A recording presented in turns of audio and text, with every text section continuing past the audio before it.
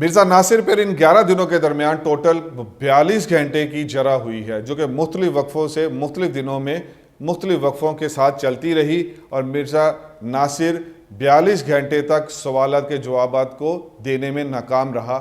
اس میں سے ہم آپ کے سامنے ان 42 گھنٹوں کا اور ان 3000 پیجز کا اور ان 11 دنوں کا خلاصہ انشاءاللہ پیش ایسے کرنے لگے ہیں کہ اس میں سے کوئی چیز مسنگ بھی نہیں ہوگی، تاکہ آپ کو فیصلہ کرنے میں آسانی ہو۔ السلام علیکم ناظرین، آج کی ویڈیو جتنی مسلمانوں کے لیے امپورٹنٹ ہے اتنی قادیانیوں کے لیے بھی ہے، کیونکہ آج کی اس ویڈیو میں ہم 1974 کی اسمبلی کی کارروائی کے بارے میں بات کریں گے کہ جس کے بعد قادیانیوں کو غیر مسلم اقلیت ڈکلیئر کر دیا گیا تھا، اور یہ چونکہ کارروائی چند سال پہلے فہمیدہ مرزا صاحبہ نے اس کو پبلش کر دیا تھا اور اس کے 3000 پیجز ہیں، تو ان 3000 پیجز میں سے آج ہم وہ حقائق لے کر آئیں گے کہ جو پچھلے 50 سالوں میں ان دونوں گروپوں کے سامنے شاید ہی آئے ہوں۔ کیوں کہ جیسے ہی یہ کارروائی مکمل ہوئی تھی اور وہ غیر مسلم اقلیت ڈکلیئر ہوئے تھے، تو قادیانیوں میں ایک بیانیہ جاری کر دیا گیا تھا، یہ 2-3 چھوٹے چھوٹے بیانیے جاری کر دیے گئے تھے اپنے اس عوام کو کیٹر کرنے کے لیے۔ اس میں سے ایک سب سے اہم بیانیہ یہ تھا کہ دیکھو جی ہم نے محضر نامہ پیش کیا ہے، تو اس کے اوپر تو بات نہیں ہوئی۔ دوسرا بیانیہ یہ جاری کیا گیا، اور میں نے ابھی 1-2 دن پہلے جب اس کو گوگل پہ سرچ بھی کیا تو ان کے جو پادری ہیں یا ان کے جو مربی ہیں ان میں سے ایک نے ایک پمفلٹ شائع کیا ہوا تھا کہ مرزا ناصر کے مسکت جواب قومی اسمبلی میں 1974 میں، تو وہ کتنے مسکت جواب تھے وہ بھی آگے چل کے دیکھ لیں گے۔ اور جو تیسرا انہوں نے بیانیہ جاری کیا وہ یہ تھا کہ اس 3000 پیجز میں سے کوئی 2-3 ایسے اقتباسات جو چند لوگوں نے کہے کہ یہ بات ان کو کارروائی کے درمیان سمجھ نہیں آئی، وہ انہوں نے پھیلا دیے۔ بس یہ 3 چیزوں کو جو شاید چند لائنوں میں سمو جائیں، قادیانیوں نے ان کو اپنی اس قوم میں پھیلاتا رہے۔ ہم قادیانیوں کو یہ آج دعوت عام دیتے ہیں کہ ہم آپ کے سامنے ان 3000 پیجز میں سے غیر جانبدار ہو کر آپ کے سامنے کچھ حوالے لا رہے ہیں۔ ہم آپ سے یہی درخواست کرتے ہیں کہ اپنی آخرت کو سامنے رکھیے۔ اگر آپ چاہتے ہیں کہ حوض کوثر پہ آپ موجود ہوں تو پھر اس کے لیے اس ویڈیو کو بڑا اللہ کا واسطہ دیتے ہیں کہ ذرا غور سے غیر جانبدار ہو کے سن لیجئے کہ یہ اس کارروائی کے چند آپ کے سامنے لائنیں آئی ہیں، ہم آپ کے سامنے اس میں سے ایک بہترین خلاصہ پیش کر رہے ہیں اور فیصلہ آپ پہ چھوڑتے ہیں کہ آپ نے آج کے بعد فیصلہ کیا کرنا ہے۔ تو سب سے پہلے ہم چلتے ہیں اس کارروائی سے بھی پہلے اس کے پس منظر کی طرف، اور اس کا پس منظر پاکستان بننے سے بھی پہلے شروع ہوتا ہے۔ قادیانیوں کی کتاب ہے تاریخ احمدیت، اس کی جلد 8 میں میں نے خود پڑھا کہ مرزا محمود نے ظفر اللہ کو بلا کر کہا کہ بڑی بڑی سیٹوں پہ، بیوروکریسی میں، ٹیکنوکریسی میں بڑی سے بڑی سیٹوں پہ قادیانیوں کو ہیڈز لگایا جائے۔ اور آپ دیکھ لیجئے کہ جیسے ہی پاکستان بنا تو ظفر اللہ چودھری وہ وزیر خارجہ بن جاتا ہے۔ اور اس میں سب سے اہم ترین بات جس پہ شاید پہلے پوائنٹ ریز نہیں کیا گیا وہ میں آج ریز کرنا چاہتا ہوں کہ 3 حکومتیں بدلتی ہیں لیکن وزیر خارجہ وہی رہتا ہے، قادیانی ظفر اللہ چودھری۔ آپ 70+ ایئرز کی یہ جو پولیٹیکل ہسٹری ہے پاکستان کی اس کو اٹھا کے دیکھ لیں کہ جب بھی کوئی گورنمنٹ تبدیل ہوئی تو وزیر خارجہ تو ایک بہت بڑی سیٹ ہے نا، ایک IG تک کو چینج کیا گیا جو پچھلی حکومت کا ہوتا تھا۔ تو یہ کویشچن ہمیں آج ریز کرنا ہوگا، کیونکہ آج بھی ہم وہیں اسی دوراہے پہ کھڑے ہیں، ہم مسلمان بالخصوص، کہ آج جسٹس فائز عیسیٰ کا جو کیس ہے وہ اگلے چند دنوں میں اس کا فیصلہ سنایا جانے والا ہے۔ تو آج بھی ہم وہی کھڑے ہیں کہ ایک شخص اٹھ کے اور پوری ختم نبوت کی ایک محنت کو سبوتاژ کر دیتا ہے۔ وہ تب بھی ایسا تھا، آج بھی ایسا ہے۔ تو وہ ایک IG کو بدلا جاتا ہے تو بیرونی دباؤ پر یہ 3 اگلے ٹینیورز تک جبکہ حکومتیں بدلتی رہیں، پارٹیز بدلتی رہیں، لیکن ظفر اللہ چودھری کیوں وزیر خارجہ ہی رہا۔ اور اس نے پھر کیا کیا، یہ جو آج کا جو میرا مواد ہے بیسیکلی یہ شاہین ختم نبوت اللہ وسایہ صاحب کی 2-3 کتابوں میں سے یہ سارا کرکس نکلا ہے، اور ساتھ اس کے جو اس کی کارروائی ہے اس میں سے اس کے مرزا ناصر کے ساتھ کیا بیتی یہ سارا اس میں سے نکلا ہے۔ تو اللہ وسایہ صاحب نے اپنی اس بک میں لکھا ہے کہ اس ظفر اللہ چودھری کی محنت کی وجہ سے پھر کچھ عرصے کے بعد ریلوے، سوئی گیس، تعلیم، فوج، بینک، ان کے بڑے بڑے عہدوں پہ قادیانی لائے گئے۔ اور یہاں تک بھی لکھا ہے کہ پکک جو اس وقت ایک سرکاری بینک تھا غالباً، اس کا جو پاکستان کا ہیڈ تھا وہ قادیانی لگایا گیا۔ تو اسی طرح یہ قادیانی جب بڑی سیٹوں پر آئے تو پھر شاید انہوں نے سمجھا کہ اب ہمیں کھل کھیلنے کا موقع مل چکا ہے۔ اور آپ دیکھ لیجئے پھر اس کا آؤٹ کم کب آتا ہے کہ جب بڑی سیٹوں پر آئے تو پھر اس کا آؤٹ کم آیا 53 میں۔ 1953 کی تحریک آپ جانتے ہیں کہ کیسے گولیوں سے بھون دیا گیا اور کوئی 10,000 سے زائد ختم نبوت کے مجاہدین کو اور 29 عوام کو شہید کیا گیا۔ تو یہ وہ وجہ تھی، بیسیکلی پس منظر یہ تھا۔ پھر وہ 53 کے بعد یہ جب بھی کبھی کسی بڑی سیٹوں پر آتے ہیں تو پھر ان کو ایک خارش ہوتی ہے، اور اس کے بعد ایسے واقعات پاکستان کی ہسٹری میں موجود ہیں۔ پھر 74 میں ہے، اس کا پس منظر کیا بنتا ہے؟ نشتر میڈیکل کالج کے لڑکے پیپر سے فارغ ہوتے ہیں، اور آپ جانتے ہیں جب بھی پیپر سے فارغ ہو تو پہلی سوچ کیا آتی ہے؟ ناردرن ایریاز کی طرف چلا جائے، سیر کی جائے۔ تو بہرحال یہ جو ڈاکٹرز بن رہے تھے نشتر میڈیکل کے، ان کوئی 160 پلس یا 160 کے راؤنڈ اباؤٹ ان سٹوڈنٹس نے ایک آپس میں طے کیا کہ ہم سیر کو جائیں گے، اور چند سٹوڈنٹس کو انہوں نے کہا کہ آپ فلاں ٹرین کی جا کے ٹکٹ کروا لیں۔ اب یہاں سے پھر سب سے حیران کن پوائنٹ آتا ہے ہمارے سامنے کہ جو ٹکٹ جس ٹرین کی کروانے کے لیے بھیجا گیا ان چند سٹوڈنٹس کو کہ آپ ان تمام 160 کی ٹکٹس کروا کے لے آئیں، وہ جس ٹرین کی ٹکٹ کروانے گئے، اگر وہ ٹکٹ ہو جاتی تو وہ کبھی بھی روا سے نہ گزرتی۔ اب آگے چلے، اگر وہ کبھی روا سے نہ گزرتی پھر یہ سانحہ بھی نہ ہوتا، اور پھر یہ سانحہ بھی نہ ہوتا تو پھر پتہ نہیں کس اور سانحے یا واقعے کے بعد ان کو کافر قرار دیا جاتا۔ تو یہ ایک تکوینی امر تھا۔ اللہ رب العزت نے اس کو ایسا کیا کہ وہ لوگ گئے، وہ ٹکٹ نہیں ملی، تو پھر انہوں نے چناب ایکسپریس کی ٹکٹس لے لیں، اور وہ چناب ایکسپریس کا اسٹیشن وہ روا بنتا ہے۔ یہ 160 اپنی بوگی میں ہنستے کھیلتے اور یہ جا رہے ہیں، روا اسٹیشن پہ آ جائیے، یہاں ٹرین رکتی ہے۔ قادیانی نوجوان چڑھتے ہیں اور وہ اپنا مرزا قادیانی کا لٹریچر، کفری عقائد کا اور گندے عقائد کا لٹریچر بانٹنا شروع کر دیتے۔ مسلمانوں کو جب یہ بات سامنے آتی ہے بات، تو وہ قادیانیت مردہ باد اور ختم نبوت زندہ باد کے نعرے لگاتے ہیں، اور یہ ٹرین اپنے سفر پہ آگے چلی جاتی ہے۔ اب آپ جانتے ہیں کہ جب بھی کسی بدمعاش کے ایریے میں جب اس کی کسی چیز کو چیلنج کیا جائے تو پھر اس کے بعد کیا ہوتا ہے؟ وہی اس روا کے اسٹیشن پہ ہوا کہ قادیانی سرگنا وہ سر جوڑ کر بیٹھ گئے، اور انہوں نے یہ سوچا کہ اب جب یہ واپس آئیں گے تو ان کو قرار واقع سزا ملنی چاہیے کہ انہوں نے ہماری راجدھانی میں یہ نعرہ کیسے بلند کیا، کیونکہ اس وقت تو وہ ایک بالکل ایک کلوز اسٹیٹ کی طرح روا ان کے پاس تھا، ابھی بھی ہے تو، لیکن اس وقت تو بہت زیادہ ان کی پینیٹریشن تھی اور بالکل پنجے گاڑے ہوئے تھے، وہاں کوئی مسلمان گزر بھی نہیں سکتا تھا۔ تو اس راجدھانی میں جب ختم نبوت زندہ باد لگا تو پھر آپ جان سکتے ہیں کہ ان کے دل پہ کیا بیتی ہوگی۔ تو انہوں نے 69 ڈاکٹر سٹوڈنٹس کو سزا دینے کے لیے یہ پلان کیا کہ جب اگلی دفعہ یہ واپس آئیں گے تو ربوے سے پہلے والے اسٹیشن پہ اسٹیشن ماسٹر ان کو روکے گا، اور یہاں ایک نیکسٹ پوائنٹ جو کہ انتہائی ہاربل ہے اور حیران کن ہے کہ اس ٹرین کا وہ اسٹیشن ہی نہیں بنتا تھا، اس کے جو روٹ ہے اس میں وہ اسٹیشن پہ رکنا نہیں بنتا، سٹاپ اوور نہیں تھا اس کا، لیکن وہ قادیانی اسٹیشن ماسٹر نے اس کو وہاں روکا، اور جب دیکھا کہ یہ اسٹوڈنٹس کس ڈبے میں بیٹھے ہیں تو اس نے جا کر اس کے اوپر ایک نشان لگا دیا، کراس لگا دیا یا ٹک لگا دیا، تو اس نے نشان لگا دیا اور آگے بتا دیا کہ آپ کا شکار اس فلاں ڈبے میں بیٹھے ہیں۔ تو اس طرح وہ مکمل تیاری تھی، اور جب یہ اسٹیشن پہ آ کے رکی ہے وہ 5000 گنڈے، یہ لکھا ہے کہ 5000 گنڈے ہاکییں، لاٹھییں، سوے، تلواریں، چاقو، خنجر پہلے پری پلان لے کے کھڑے تھے، اور لجنا کی وہ لڑکیاں بھی وہاں کھڑی تھیں جنہوں نے باغ میں جب مسلمان نوجوانوں کی زبانیں کاٹی جا رہی تو انہوں نے بھنگڑے ڈالے۔ تو بہرحال اس طرح انہوں نے وہاں یہ ایک خون کی ہولی کھیلی ہے اور ان سٹوڈنٹس کو روکا، ان کو پتہ چل گیا، انہوں نے جلدی سے دروازے بند کر دیے، لیکن چونکہ وہاں گاڑی رکی ہوئی تھی تو اس لیے انہوں نے ان دروازوں کو اور کھڑکیوں کو توڑ کر، اور آبویسلی یہ 5000 کے سامنے یہ کوئی مشکل کام نہیں تھا، وہ جب اندر آئے ہیں پھر انہوں نے کیا خون کی ہولی کھیلی ہے، اس کو آج اس 2024 میں ویژولائز کرنا بڑا مشکل ہے، اور یہاں تک بھی ہے کہ ان میں سے ان کی زبانیں کاٹی گئیں۔ آگے جا کے اسٹیشن پہ جب وہ فیصل آباد رکی ہے ٹرین، اور پھر ایک کوہرام مچ گیا ہے، اور اس کے بعد پھر ایک ملک گیر ایک تحریک چلی ہے، اور یہ جو ملک گیر تحریک چلی ہے اس میں پھر آپ سمجھے کہ پورے پاکستان کی عوام وہ یک زبان ہو کے انہوں نے کہا کہ اب قادیانیت کی اس بدماشی کو برداشت نہیں کیا جا سکتا۔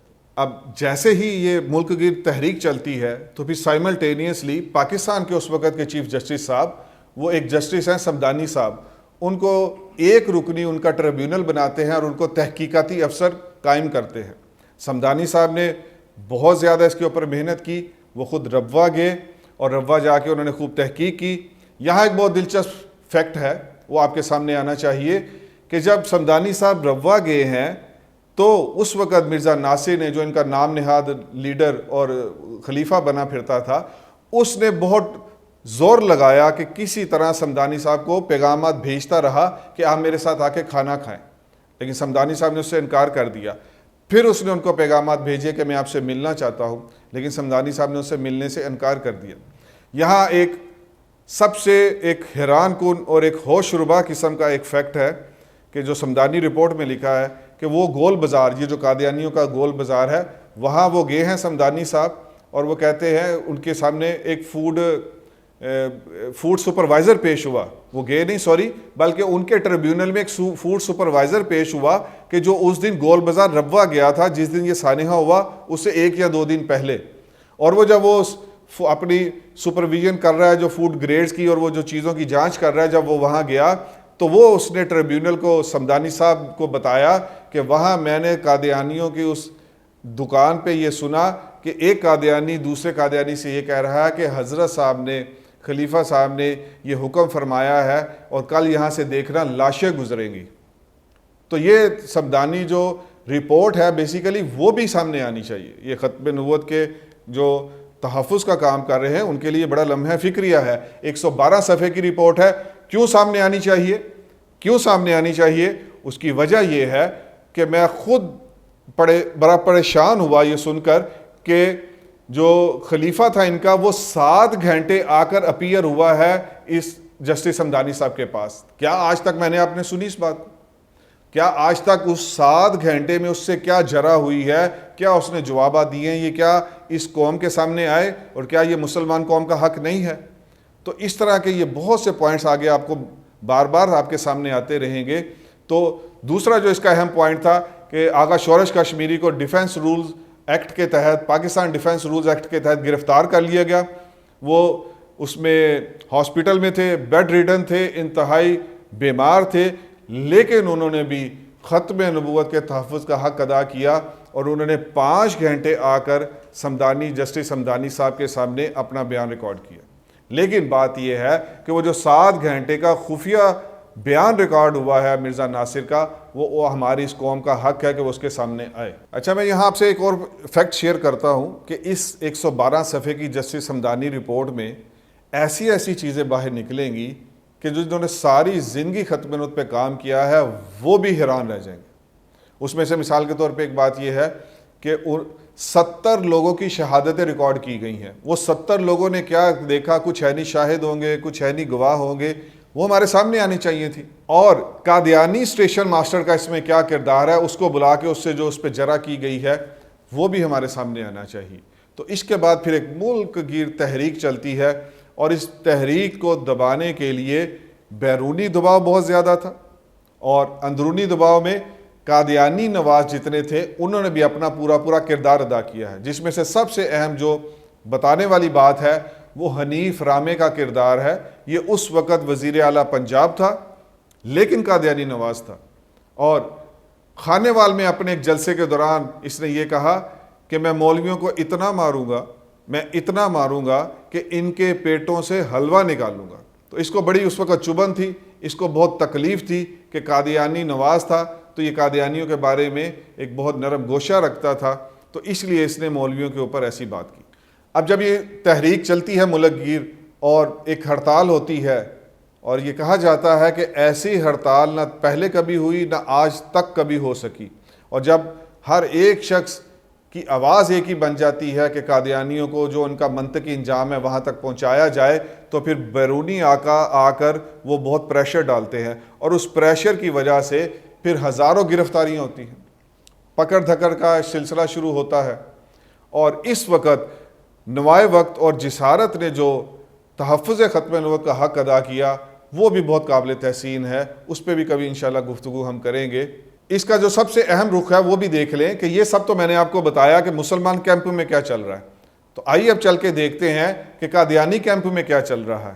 قادیانی کیمپ میں ایک چیز تو یہ ہوئی کہ وزیر خارجہ کو لنڈن بھگایا گیا اور وہ بھاگا بھاگا لنڈن گیا، اور وہاں اس نے جو سب سے حیران کن بات ہوئی کہ آپ نے دنیا کے 7 عجوبے تو سنے ہیں اور 8واں عجوبہ آپ نے نہیں سنا یا 9واں عجوبہ نہیں سنا، تو وہ یہ ہے کہ ایک ملک اور اس کا وزیر خارجہ تنخواہ ان سے لیتا ہے، سارا کچھ ان کا کھاتا پیتا ہے، اور اس سانحے کے بعد وہ جا کر لنڈن میں ایک پریس کانفرنس کرتا ہے اور دہائی دیتا ہے کہ آؤ اور قادیانیوں کو بچاؤ، ان پہ بہت ظلم ہو رہا ہے۔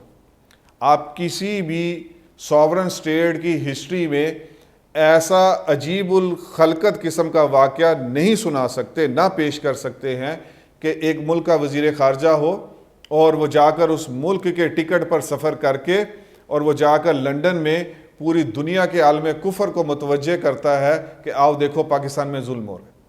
تو یہ قادیانی کیمپ میں چل رہا تھا۔ دوسرا، روا کی دیواروں پہ مرزا قادیانی کا وہ الہام لگا دیا گیا کہ خدا اپنی فوج کے ساتھ آ رہا ہے۔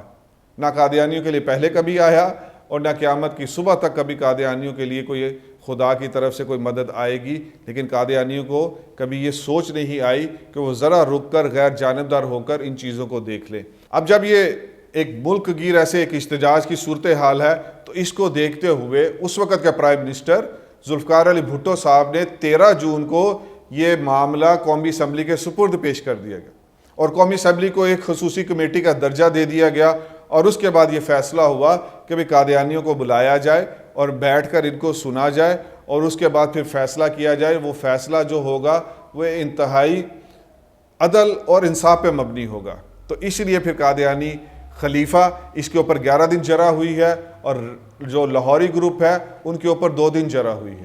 مرزا ناصر پر ان 11 دنوں کے درمیان ٹوٹل 42 گھنٹے کی جرا ہوئی ہے، جو کہ مختلف وقفوں سے مختلف دنوں میں مختلف وقفوں کے ساتھ چلتی رہی، اور مرزا ناصر 42 گھنٹے تک سوالات کے جوابات کو دینے میں ناکام رہا۔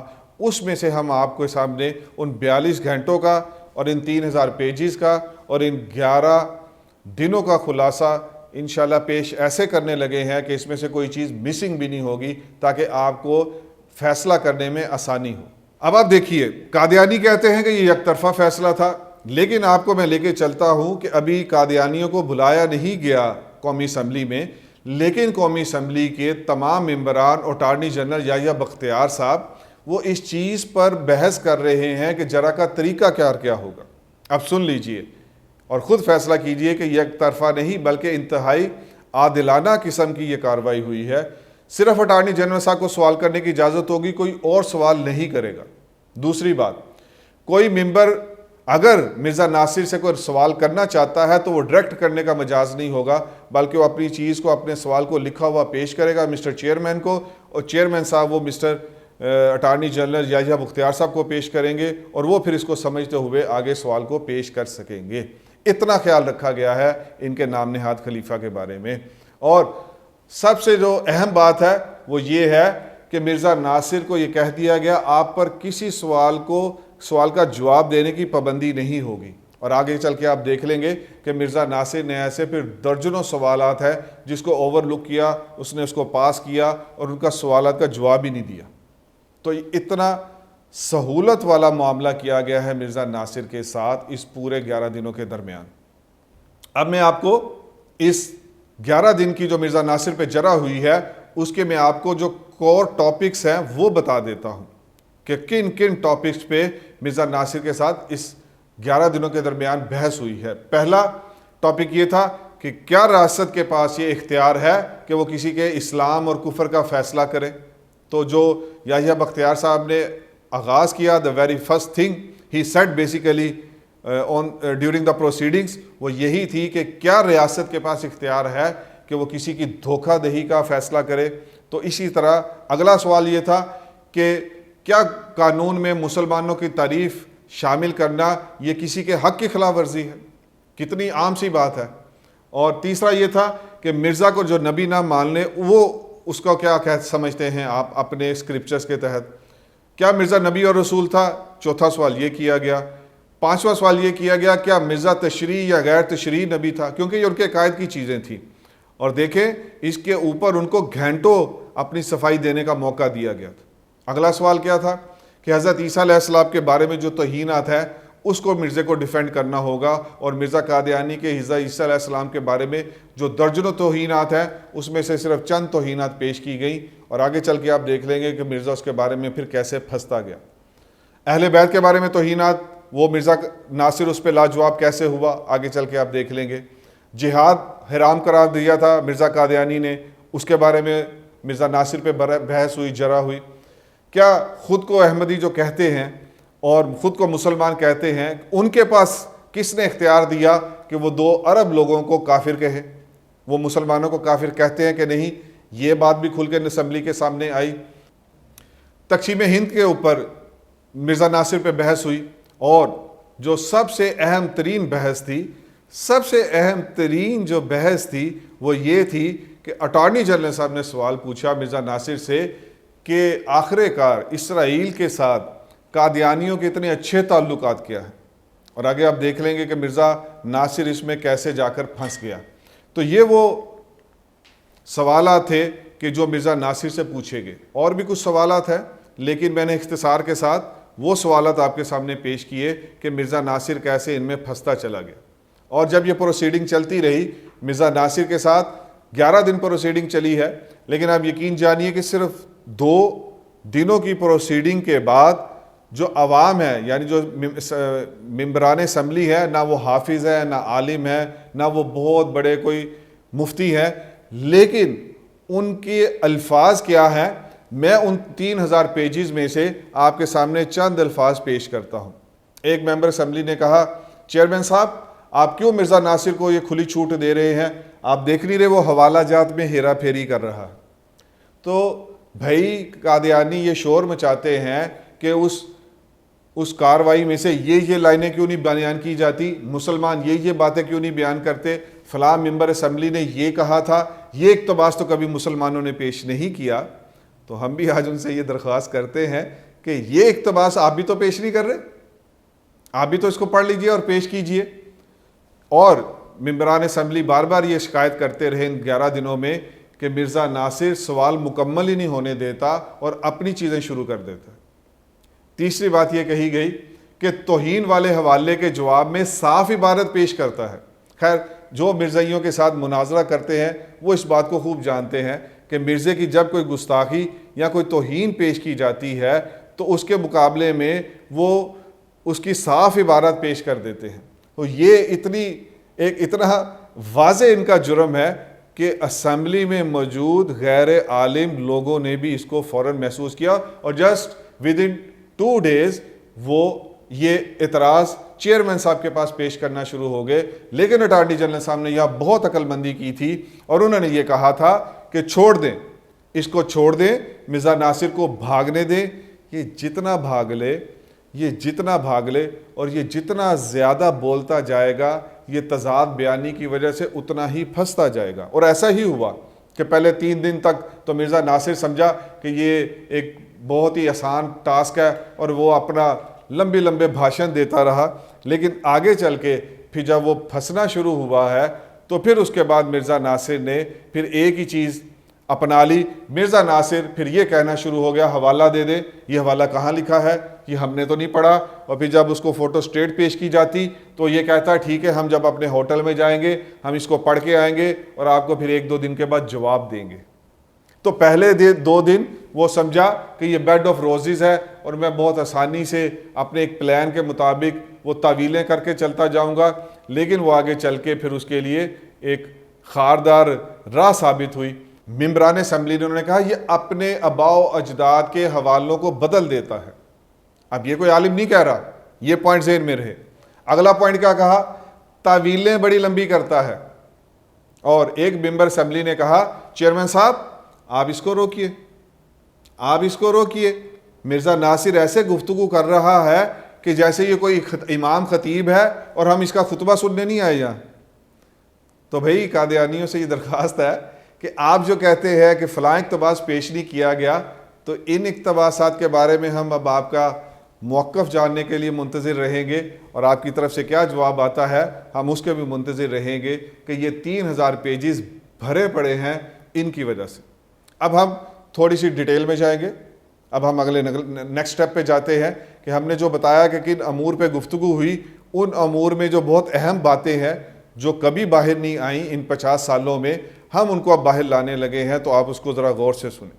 سب سے پہلے جس موضوع پہ بات ہوئی وہ تھا کہ مرزا کا کافر منکر ہے، جو ہے وہ کافر ہے کیا ہے، تو اس کے اوپر کو 2 دن تک اپنی طرف سے وہ بہت بات کو گھماتا رہا، کبھی کہے کہ وہ دائرہ اسلام سے خارج ہے، پھر کہے کہ وہ ملت اسلامیہ سے خارج ہے، کبھی کہے کہ وہ گناہ گار ہے، کبھی کہے کہ وہ قابل مواخذہ ہے۔ تو آپ سمجھ رہے ہیں کہ وہ ان چیزوں میں جمپ ان جمپ آؤٹ کرتا رہا، اور وہ سمجھتا رہا کہ میں پکڑا نہیں جاؤں گا، لیکن وہ 2 دن تک تو بہت آسان رہا اس کے لیے، لیکن آگے چل کے وہ پھنسنا شروع ہو گیا جب اٹارنی جنرل صاحب نے کہا کہ اس بات کو کہہ کے کیا وہ دائرہ اسلام میں ہے، تو وہ کبھی کہے جی کہ دائروں کی بھی قسمیں ہیں، کوئی بڑا دائرہ ہے، کوئی چھوٹا دائرہ ہے۔ تو اب یقین جانیے it's a very funny tale, میں نے تو اس کو 2-3 دفعہ پڑھا ہے، ہزاروں پیجز کو پڑھا ہے، اس کے بعد میں یہ آپ کے سامنے لایا ہوں، but it's a very funny tale. آپ سمجھیں گے کہ آپ ایک کوئی کامک بک پڑھ رہے ہیں، یہ جو کاروائی ہے 3000 پیجز کی، یہ آپ سمجھ لیں کہ کامک بک پڑھ لے ہیں، یا آپ کو اسٹیج ڈرامہ دیکھ رہے ہیں۔ یہ اتنی عجیب اور اتنی مضحکہ خیز قسم کی یہ ساری رپورٹنگ ہے۔ چیئرمین اور ہاؤس نے اعتراض کیا تو اٹارنی جنرل نے کہا کہ بولنے دیں، جتنا بولے گا پھنستا جائے گا۔ تو یہ بڑی پہلے دن کی یا دوسرے دن کا یہ مکالمہ ہے۔ ایک جگہ اٹارنی جنرل نے کہا آپ اس حوالے کے بارے میں کیا کہتے ہیں؟ اب ذرا سنیں، بہت مزہ آئے گا اب آگے۔ اب یہ جو اگلی ساری ویڈیو ہے یہ آپ کو انتہائی خوش کن مزہ دے گی۔ اٹارنی جنرل صاحب نے کہا میں یہ حوالہ پڑھوں؟ تو مرزا ناصر نے کہا جی حوالہ بتا دیں کیا ہے؟ تو انہوں نے کہا آئینہ صداقت صفحہ نمبر 35، اور آگے اٹارنی جنرل صاحب نے کہا میں پڑھ دوں؟ تو مرزا ناصر نے کہا نہیں آپ پڑھیں نا، آپ ہمیں حوالہ بتا دیں۔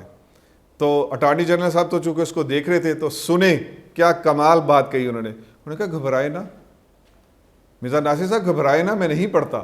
تو یہ گھبراہٹ ہے، اور قادیانیوں کو پڑھایا جا رہا ہے کہ مسکت جواب، لاجواب کر دیا۔ آگے دیکھیے کہ کیا ہوا۔ دوسرے دن پھر وہی بحث۔ پہلے دن 5 اگست کی کارروائی میں نے آپ کے سامنے رکھی، اب میں آپ کے سامنے ڈے وائز خلاصہ بیان کرنے لگا ہوں۔ 5 اگست سے یہ شروع ہوئی ہے۔ 6 اگست کی کیا اہم بات ہے وہ میں نے اپنے سامنے سلائیڈ کی صورت میں رکھی ہوئی ہے، میں وہیں سے آپ کو یہ ساری چیزیں بتا رہا ہوں کہ یہ آن ریکارڈ باتیں ہیں، یہ کوئی ہوائی بات نہیں ہے۔ 6 اگست کی کارروائی بھی یہی چلتی رہی کہ جو منکر ہے مرزا قادیانی کا، وہ دائرہ اسلام سے خارج ہے، ملت اسلامیہ سے خارج ہے، یہ کیا ہے، اور اس میں وہ پھنستا رہا۔ پھر ایک موقع کے اوپر جا کر اٹارنی جنرل صاحب نے کہا کہ ابھی 1 سیکنڈ پہلے آپ نے تسلیم کیا اور اب آپ اسی چیز سے مکر رہے ہیں۔ تو یہ پوری جو پروسیڈنگ ہے، یہ جو کاروائی ہے، اس میں مرزا ناصر کبھی مکرتا ہے اور کبھی اسی چیز کو مان لیتا ہے، اور حتیٰ کہ اٹارنی جنرل صاحب یہ کہنے پہ مجبور ہوئے کہ آپ کے اس فلسفے کو کوئی تسلیم نہیں کرے گا۔ آپ گفتگو کرتے ہوئے کہتے ہیں یہ پازیٹیو ہے، اور پھر تھوڑی دیر کے بعد آپ کہتے ہیں نہیں اس سے مراد نیگیٹو ہے۔ تو اس نے کہا کہ کیا داخل ہے، خارج ہے، پازیٹیو ہے، نیگیٹو ہے، یہ کیسی باتیں کر رہے ہیں؟ ایک ہی چیز یا پازیٹیو ہو سکتی ہے یا نیگیٹو، یہ سمجھانا چاہا مرزا ناصر کو اٹارنی جنرل صاحب نے، لیکن وہ کہاں سمجھنے والا تھا۔ پھر 6 اگست کی ایک اور اہم بات، حوالہ پڑھا گیا جب اس کے سامنے کہ مرزا عیسیٰ علیہ السلام سے افضل ہے، تو جب مرزا ناصر نے یہ کہا جی ہاں، تو پوری اسمبلی بے ساختہ گونج اٹھی، توبہ توبہ توبہ۔ یہ بھی تو قادیانیوں کے سامنے لے کے آنا چاہیے تھا۔ تو مرزا ناصر نے مانا، اور پوری اسمبلی سمجھ لے کہ وہ تو ہل گئی ہو گئی کہ کیا کوئی یہ عقیدہ رکھ سکتا ہے کہ نعوذ باللہ وہ عیسیٰ علیہ السلام سے افضل ہے، اور پھر وہ کہے مزید ہے کہ میں مسلمان ہوں۔ تو یہ بھی 6 اگست کی ایک اہم بات میں آپ کے سامنے لایا۔ پھر آگے چل کر اس سے پوچھا گیا کہ مرزا نے لکھا ہے اپنی کتاب میں، یہ حوالہ ہے کہ حسین سے افضل ہوں میں نعوذ باللہ، حسین رضی اللہ تعالیٰ عنہ سے۔ تو وہ پہلے تو بھاگتا رہا، لیکن جب کچھ دیر بھاگنے کے بعد اٹارنی جنرل صاحب نے اس کو پکڑ لیا، تو وہ جب مان گیا کہ ہاں وہ افضل ہے، تو اس کے بعد پھر اٹارنی جنرل صاحب نے جو سب سے آخری حوالہ پیش کیا، اب اس سے تو کوئی فرار نہیں تھا، انہوں نے پیش کر دیا کہ مرزا نے تو یہاں تک لکھا ہے کہ میں حضور پاک صلی اللہ علیہ وسلم سے افضل ہوں۔ اب یہاں آ کے اٹارنی جنرل صاحب کی اس حوالے پہ مرزا ناصر بھاگا ہے، اس نے نہیں مانا کہ نہیں نہیں نہیں یہ ایسا نہیں ہے۔ اور وہ اس کا ظہور الدین اکمل جو شاعر چیلیا تھا، یہ گجرات کے ساتھ گاؤں ہے گولے کی، ابھی بھی اس کا یہی نام ہے، تو اس گولے کا رہنے والا شاعر چیلا تھا، اس کی وہ حوالہ پیش کر دیا کہ اس نے ایک نظم لکھ کر اور مرزا قادیانی کو پیش کی تھی کہ محمد پھر اتر آئے ہیں ہم میں اور آگے سے بڑھ کر ہیں اپنی شاہ میں، نعوذ باللہ من ذالک، محمد اتر آئے ہیں ہم میں اور آگے سے بڑھ کے آئے ہیں اپنی شاہ میں، محمد دیکھنے ہو جس نے اکمل، غلام احمد کو دیکھے قادیان میں۔ تو یہ جب اس کے سامنے پیش کیا گیا تو اب سنیں کہ مرزا ناصر اس سے بھاگتا کیسے۔ مرزا ناصر نے کہا کہ یہ تو لکھنے والے کے اوپر عذاب ہے، اس نے غلط لکھا، میں اس کو غلط مانتا ہوں، لیکن یہ تو لکھنے والے کی غلطی ہے، اس میں حضرت صاحب کی غلطی کیسے ہوگی؟ تو پھر اٹارنی جنرل صاحب نے یہ پیش کیا کہ حوالہ پیش کیا ان کے اخبار کا کہ مرزا غلام احمد قادیانی نے اس سے یہ لیا، یہ نظم لی، اس کو فریم کرا کے اپنے گھر میں لگایا اور اس سے وہ نظم لیتے وقت کہے جزاک اللہ۔ جب یہ حوالہ پیش کیا وہ اس سے بڑا بھاگا، بہت بھاگا، لیکن انہوں نے کہا کہ جزاک اللہ کا یہ ورڈ یہ ثبت کرتا ہے کہ مرزا قادیانی نے اس کو انڈورس کیا، تو اس حوالے میں بھی اس کو منہ کی کھانی پڑی۔ یہ ہے وہ بیسیکلی لمحہ لمحہ کی کارروائی کہ جو باہر سامنے آنی چاہیے قادیانیوں کو، اور ان کو ہوش کے ناخن لینے چاہیے۔ آگے اٹارنی جنرل صاحب نے بہت کمال کی بات، وہ ہم آپ کو اسکرین پہ اس کا عکس بھی دکھا دیں گے کہ انہوں نے کہا آپ کی جماعت جو قادیانی کی افریقہ میں ہے، اس میں آپ کی ایک مسجد کے باہر، عبادت گاہ کے باہر کلمہ لکھا ہوا ہے، لیکن کلمے میں لا الہ الا اللہ محمد نہیں احمد رسول اللہ لکھا ہو۔ اب اس پہ بھی 2-3 دفعہ بحث ہوئی اور ناصر بضد تھا کہ نہیں وہ رسم الخط کی غلطی ہے، وہ لکھنے کی غلطی ہے، وہ رسم الخط کی غلطی ہے۔ تو اٹارنی جنرل صاحب نے کہا رسم الخط کی غلطی کیسے ہو سکتی ہے؟ اگر خط کی غلطی تھی تو آپ نے مٹایا کیوں نہیں اس کو؟ اور احمد اور محمد میں تو غلطی نہیں ہو سکتی۔ تو بہرحال اس حوالے کے اوپر بھی پھر ناصر جو ہے وہ چاروں شانے چت ہوا کہ اس کو اس کے سوا کوئی اور سوال کی طرف وہ چلا جاتا تھا، کوئی اور بات شروع کر دیتا تھا، تو پھر اٹارنی جنرل صاحب سمجھ جاتے تھے۔ اٹارنی جنرل صاحب کے پیش نظر یہ تھا کہ یہ جو بھی حوالوں سے بھاگتا ہے پورا جو ہاؤس ہے وہ دیکھ رہا ہے، وہ واچ کر رہا ہے اور اس نے آگے چل کے فیصلہ کرنا ہے۔ اس لیے اٹارنی جنرل صاحب اس کو جب یہ حوالے سے بھاگتا تھا تو اس نئی حوالہ پیش کر دیتے تھے، لیکن آن ریکرڈ چیز چونکہ آ گئی، وہ آج بھی آن ریکرڈ ہے اور قیامت تک وہ آن ریکرڈ رہے گی کہ قادیانیوں کا خلیفہ نام نہاد وہ کیسے ان حوالوں سے بھاگتا رہا۔ اور جب اس نے کہا کہ ایسا لکھا ہی نہیں گیا، بلکہ یہاں تک بھی اس نے کہا کہ یہ تو ایسا وہاں لکھا ہی نہیں گیا، تو پھر اٹارنی جنرل صاحب کو اس افریقہ کی اس عبادت گاہ کی تصویر پیش کرنی کی پڑی۔ انہوں نے کہا یہ لو یہ تصویر ہے، اب دیکھ لو، اور اب اس سے بھی پھر تم انکاری کرتے ہو۔ تو اس نے پھر بھی کہا کہ ہاں یہ میں نے دیکھ لی، لیکن یہ رسم الخط کی غلطی ہے۔ 7 اگست میں بھی ان سے جو بات بحث چلتی رہی، 7 اگست کی بات کا بھی خلاصہ، پورے دن کی خلاصہ یہی ہے کہ یہ بھاگتا رہا۔ تو یہ پہلے 3 دنوں میں نے آپ کو بتایا کہ یہ سمجھتا رہا کہ یہ شاید اسے پیس آف کیک، یہ بہت آسان بات ہے۔ کیوں؟ کیونکہ اٹارنی جنرل جب یہ کسی چیز میں پھنستا ہے تو یہ سائیڈ مار کے نکلتا ہے، تو اٹارنی جنرل اس کو چھوڑ دیتے ہیں اور اس کے سامنے نیا موضوع، نیا حوالہ پیش کر دیتے ہیں۔ تو مرزا ناصر یہ سمجھتا تھا کہ شاید ایسے ہی یہ ساری پروسیڈنگ چلے گی اور میں تو اس میں ون ون پوزیشن پہ ہوں، تو اس لیے وہ بہت خوش تھا۔ لیکن 7 اگست کے بعد پھر جو 8 اگست کا واقعہ تھا، یہ سب سے بھاری دن ثابت ہوا۔ یہ جو 11 دن کی پروسیڈنگ، اس میں سب سے بھاری دن مرزا ناصر پہ 8 اگست تھا۔ 8 اگست کو ان کو وفد کو بلانے سے پہلے ہاؤس میں چیئرمین صاحب نے اٹارنی جنرل صاحب سے یہ کہا کہ 14 اگست کو ہم پارلیمنٹ کی نئی بلڈنگ کا افتتاح کرنے والے ہیں، اس لیے آپ اس سے پہلے یہ پروسیڈنگ ختم کر دیں، اس کو بس مکمل کر لیں۔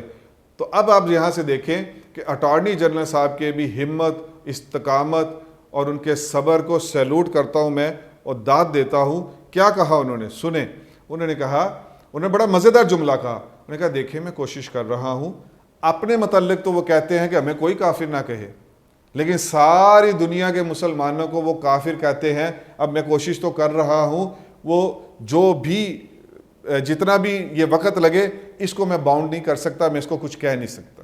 تو اسی لیے اس کے بعد پھر ان کی اس کو بلایا گیا۔ یہی ہوتا تھا، کہا جاتا تھا جب وفد کو بلا لیا جائے۔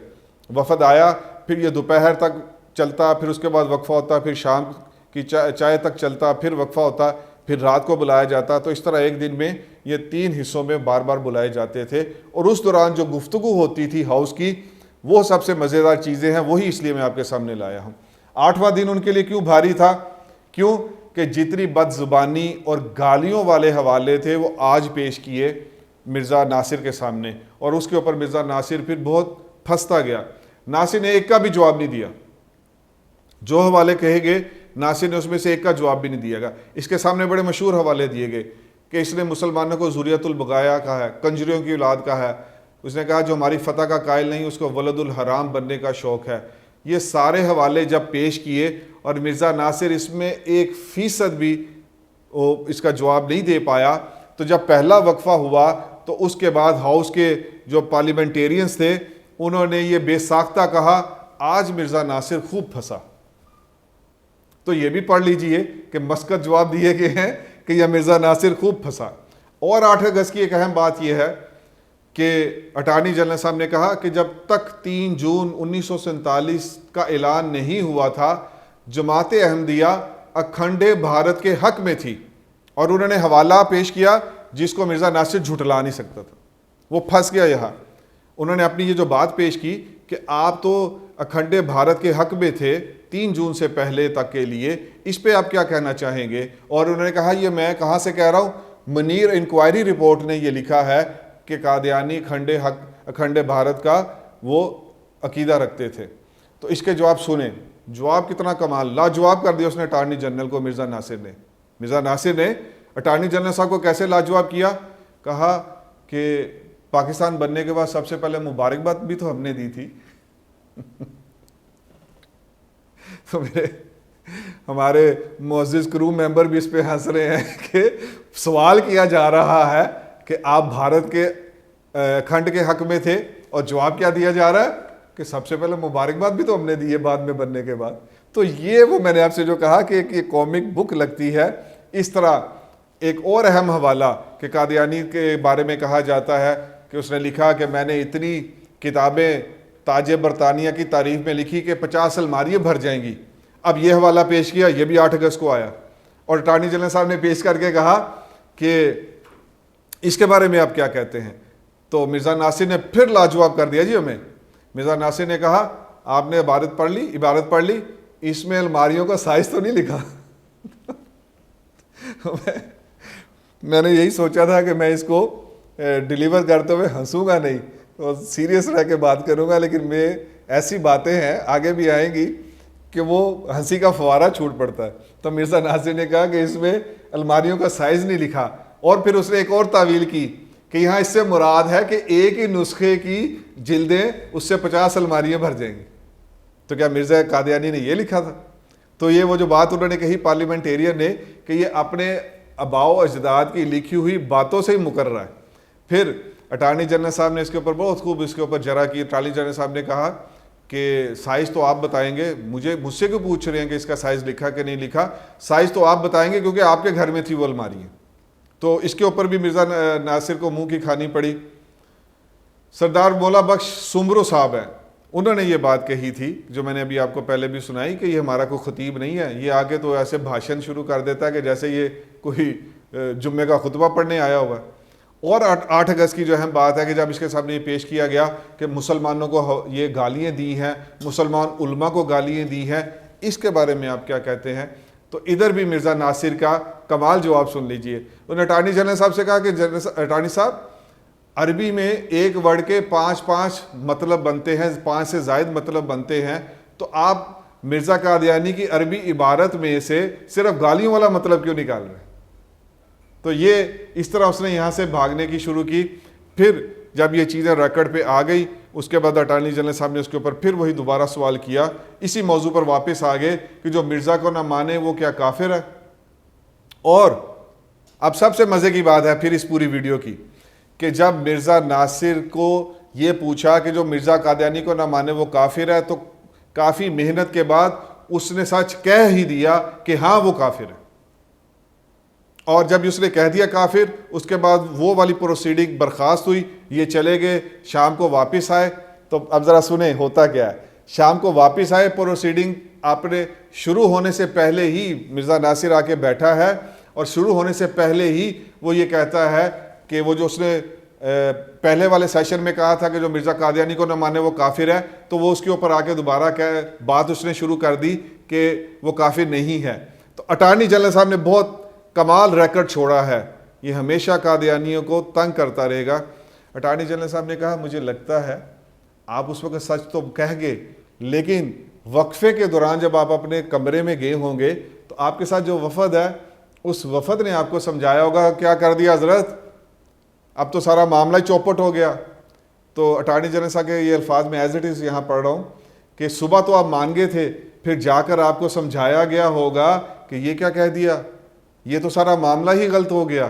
تو اس لیے واپس آتے ساتھ ہی مرزا قادیانی نے سب سے پہلے پھر اس سے پھرنے کی اور اس سے منحرف ہونے کی کوشش کی، لیکن اٹارنی جنرل صاحب کے کمال یہ اس کی جرح ہے کہ انہوں نے حصہ بنا دیا اپنے یہ الفاظ کہہ کے کہ لگتا ہے آپ کو سمجھایا گیا۔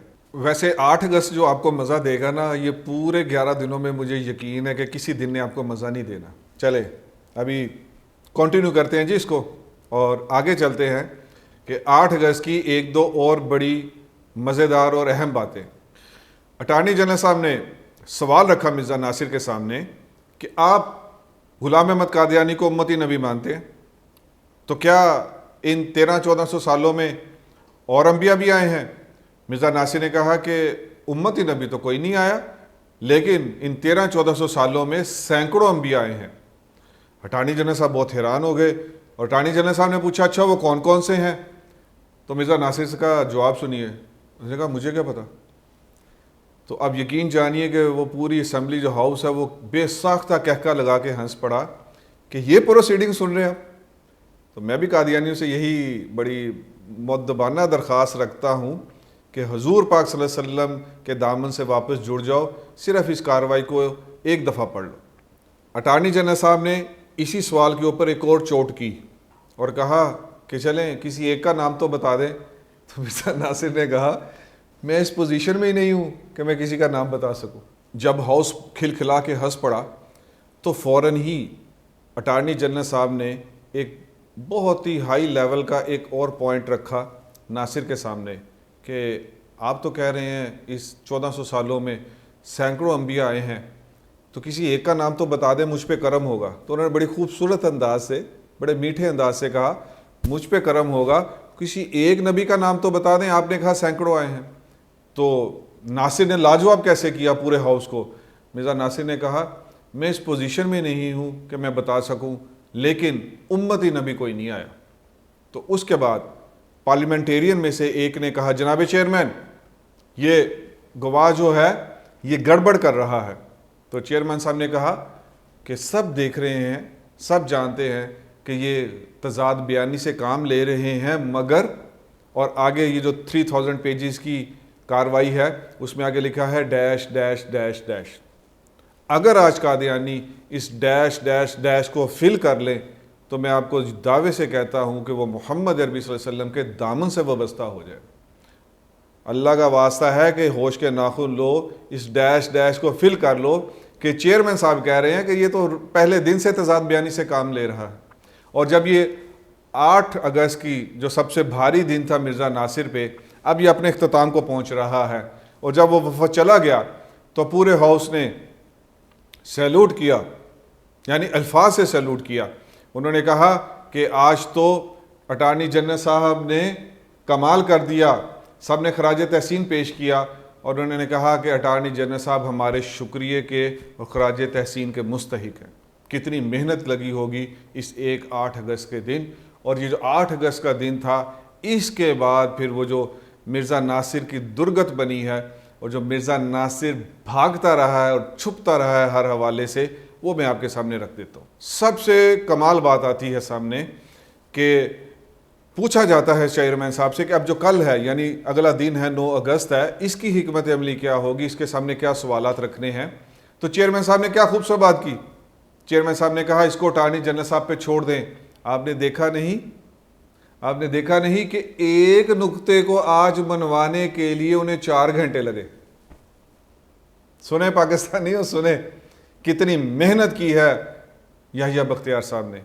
تو ایک نقطے کو منوانے کے لیے ان کو 4 گھنٹے لگے ہیں، حکمت عملی چھوڑ دیں, بس اٹارنی جنرل صاحب پہ چھوڑے, یہ جو ان کو سمجھ آتا ہے اس کو جرا کرنے دیں. 9 اگست کا دن چڑھ چکا ہے اور اسمبلی شروع ہو چکی ہے, اور ہاؤس والے کہتے ہیں کہ بلائیں جی مرزا ناصر کو. مرزا ناصر آتا ہے تو جو پہلا سوال اس کے سامنے آتا ہے وہ یہ اٹارنی جنرل صاحب پیش کرتے ہیں کہ آپ مرزا غلام احمد قادیانی کو نبی مانتے ہیں؟ تو اب جواب سنیں. جواب کیا ہے؟ نہیں مگر امتی نبی. ہمارے کرو ممبر بھی میرے ساتھ آج ہنس رہے ہیں, ہمارے لیے بڑا مشکل ہو رہا ہے, تو وہ بھی بے ساختہ ہنس رہے ہیں. تو وہ یقین ہے سننے والے بھی بے ساختہ ہنستے ہوں گے, اور اسی طرح اسمبلی بھی بے ساختہ ہنستی تھی. تو وہ سوال کا جواب, آپ نبی مانتے ہیں ان کو؟ تو نہیں امتی نبی مانتے. اس سے یہ اس 9 اگست کی پروسیڈنگ کا آغاز ہوتا ہے, اور پھر اس پہ خوب بحث چلی کہ مرزا کی گالیوں پہ دوبارہ بات آ گئی, کیونکہ وہ بھاگتا. آپ سوچ رہے ہو کہ دوبارہ بات کیوں آتی ہے, اگلے دن آتی ہے؟ وجہ یہ ہے کہ اٹارنی جنرل صاحب اس کو چھوڑ دیتے ہیں, وہ بڑی لمبی لمبی بھاشن دیتا ہے, اگلے دن آتے ہیں تو اس کو خود یاد نہیں ہوتا بیوقوف کو کہ کل میں نے جو چیز بیان کی تھی آج وہ اسی کی ڈینائی کر جاتا اور پھنس جاتا ہے. تو یہ پروسیڈنگ تھی بیسیکلی یہ اسمبلی کی کارروائی کی. اور جب اس سے بات کی جاتی ہے کہ یہ مرزا غلام احمد قادیانی کی گالیوں دوبارہ اس پہ بات ہوتی ہے, تو مرزا ناصر کہتا ہے کہ آپ بیسیکلی اس ماحول کو نہیں سمجھ رہے. اگر آپ اس ماحول کو سمجھیں, پہلے اس کا سیاق و سباق سمجھے, پھر آپ کو پتہ چلے جائے گا کہ یہ پھر آپ گالیوں کو بھی سمجھ جائیں گے کہ یعنی وہ گالیوں کو لیجیٹیمائز کرنے کے لیے یہ دلیل دے رہا ہے. اس ماحول میں یہ گالیاں دینا بہت ناگزیر تھا اور بہت ضروری تھا. تو اٹارنی جنرل صاحب نے پھر فوراً اس کے اوپر ایک کارڈ پھینکا اور یہ کہا تو اس کا مطلب ہے کہ مرزا صاحب ماحول سے اثر لے گئے. تو پھر انہوں نے کہا کہ فلاں باریوں کے بارے میں آپ کیا کہتے ہیں؟ تو اب سنیں, اب پھر آپ کو ہنسی آئے گی کہ آپ مرزا ناصر سے پوچھا کہ آپ ان گالیوں کے بارے میں کیا کہتے ہیں؟ تو ناصر کیا کہتا ہے, اس کی ایک عقلی دلیل دے رہا ہے. کیا کہتا ہے کہ دیکھیں اگر چور چاقو کا استعمال کرے تو وہ مجرم ہے, چور چاقو کا استعمال کرے تو وہ مجرم ہے, لیکن اسی چاقو کا استعمال کر کے سرجن وہ چیڑ پھاڑ کرتا ہے اور جسم پھاڑ دیتا ہے تو اس کو کوئی عقل مند مجرم نہیں کہتا. یعنی وہ یہ پوائنٹ ریز کر رہا ہے اٹارنی جنرل پہ کہ اگر عام بندے گالیاں بکے تو یہ بڑی نامناسب بات ہے, یہ بڑی بےہودہ بات ہے, لیکن ان کا نام نہاد جو نبی ہے وہ اگر گالیاں بکے تو وہ جیسے سرجن کے لیے اجازت ہے, اس کو کوئی برا نہیں مانتا, تو اس طرح ہمارے مرزے کی ان گالیوں کو کسی کو برا نہیں ماننا چاہیے. اب اس دلیل کے اوپر میں ہونٹ سی لیتا ہوں اور میں کوئی بات نہیں کروں گا, بس یہ چھوٹا سا کلپ ہم کاٹیں گے اور پھر ہم یہ آپ کے پاس بھیجیں گے اور آپ دیکھیں پھر قادیانیوں کو یہ کلپ بھیجیں اور پوچھیں کہ یہ کیسے مسکت جواب ہے. تو آگے ناصر کہتا ہے کہ میں چیک کروں گا, فلاں بارے میں بھی چیک کروں گا, فلاں حوالہ بھی چیک کروں گا. تو بہرحال لاجواب رہا وہ پوری اس گالیوں کے بارے میں. اور مجھے 9 اگست میں کوئی اتنی باتیں تو سب خاص ہیں, لیکن ہم نے چونکہ اس کو بہت شارٹ رکھنا تھا تو اب ہم چلتے ہیں. اگلے دن کا سورج چڑھ گیا ہے, 10 اگست آ گئی ہے, اس میں تھوڑی تفصیل ہے, اس کی تفصیل بھی بہت اہم ہے. 10 اگست کو قومی اسمبلی میں اٹارنی جنرل صاحب ویٹ کر رہے ہیں اور مرزا ناصر اور اس کے چیلے ان کا وفد آتا ہے. پہلا سوال آگے رکھ دیا گیا. پہلا سوال کیا ہے جی کہ ایک درود شریف کا حوالہ پیش کیا جاتا ہے کہ درود ابراہیمی میں آپ نے تبدیلی کی ہے.